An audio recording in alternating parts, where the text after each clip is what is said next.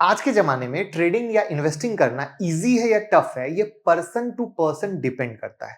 जिसको टफ़ लगती है, वो लोग सोचते होंगे काश कोई बताता कि हम क्या गलती कर रहे हैं या कोई टिप्स दे देता, ठीक है? तो आज की वीडियो लेकर आया हूँ आपके लिए खास, जिसमें कुछ ऐसी बुक्स के बारे में बात करूँगा, जो सारे ट्रेडर के लिए बेस्ट है और जो बुक बताऊँगा उसके बारे में एक छोटा-सा, प्यारा-सा, स्वीट-सा इंट्रोडक्शन भी दूँगा ताकि आप डिसाइड कर पाएँ पढ़ना है या नहीं पढ़ना है।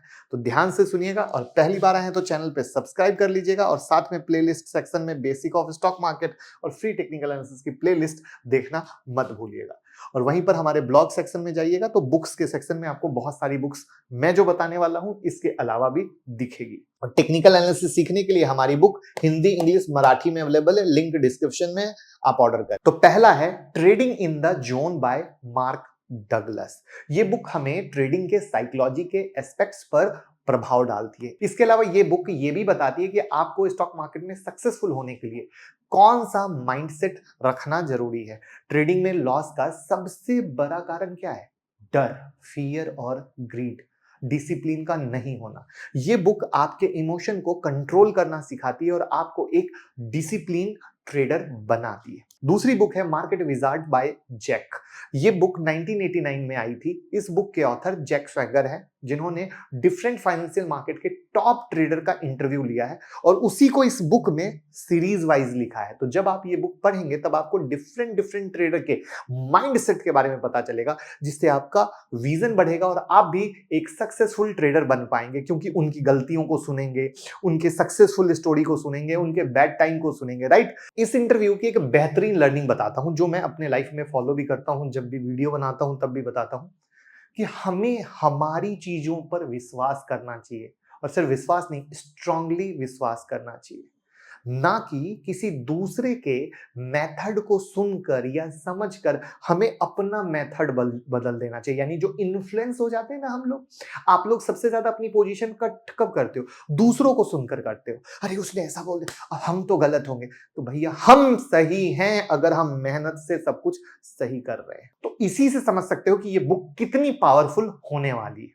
यहाँ पर आप सोच सकते हो ये बुक कहाँ से ऑर्डर करनी है, तो लिंक डिस्क्रिप्शन में भी दिया हुआ है और बुक सेक्शन में भी जाकर आप बहुत सारी बुक्स ऑर्डर कर सकते हैं जो हमारी वेबसाइट पर है। इसका भी लिंक मैं डिस्क्रिप्शन में डाल दूंगा। तीसरी बुक है trading for living by doctor Alexander. Trader सब होते हैं लेकिन सक्सेसफुल बहुत कम।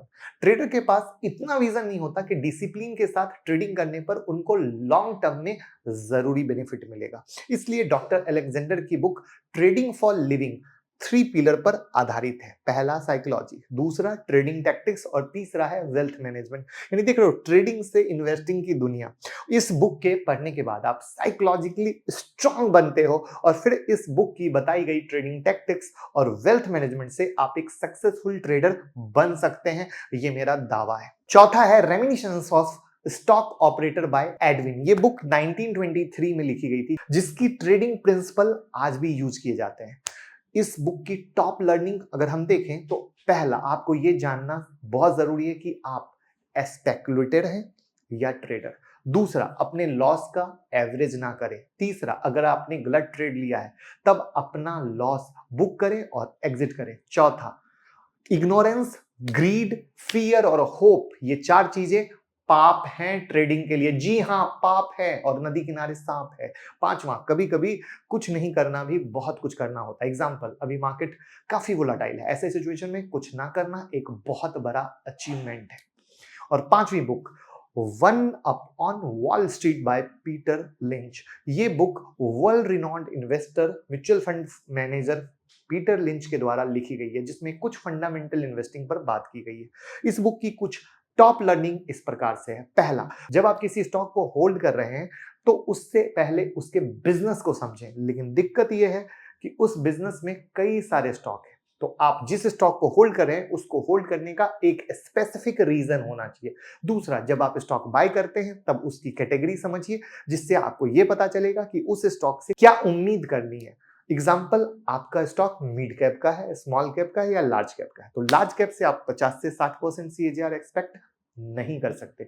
15 से 20% करना सही होगा। तो जब आप अपने स्टॉक की कैटेगरी को पहचानेंगे तो एक्सपेक्टेशन भी उसी हिसाब से रख पाएंगे। ये थी मेरी तरफ से 5 बुक, आपने कौन सी पढ़ी है? कमेंट में बताइएगा और लोगों के साथ शेयर कीजिए जिससे सही नॉलेज और इन्फॉर्मेशन मिलती रहे।